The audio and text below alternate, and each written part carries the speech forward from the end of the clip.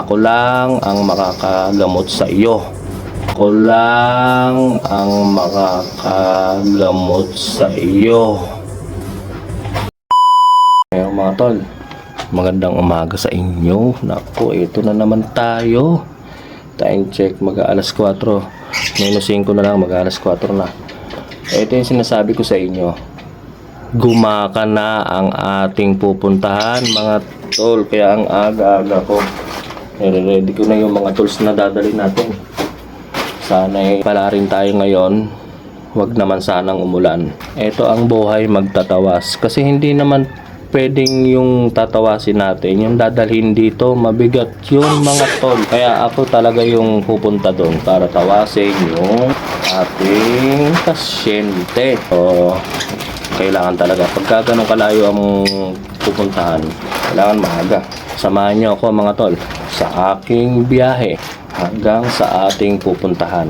Basta may gusto magpatawas, magpahula, magpahilot, kay tol kayo tatawag. Wala nang iba. Tandaan nyo, dala ko na naman ang ating mga panapal. Sabi ko sa inyo, ingatan nyo. Kung hindi nyo man kayang ingatan, kailangan nyong pag-aralan.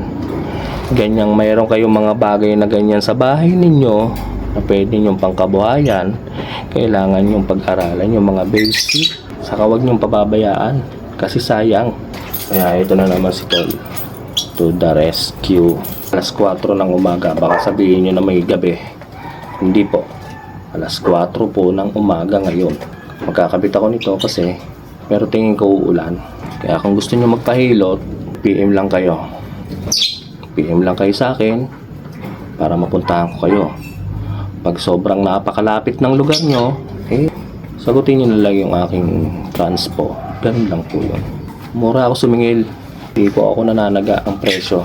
Kahit nga huwag nyo akong bayaran okay lang Basta hindi ko na rin tatawasin. Diyan muna kayo mga tol. Samahan nyo ako sa aking paglalakbay. Ngayong araw, Laguna to Gumaka.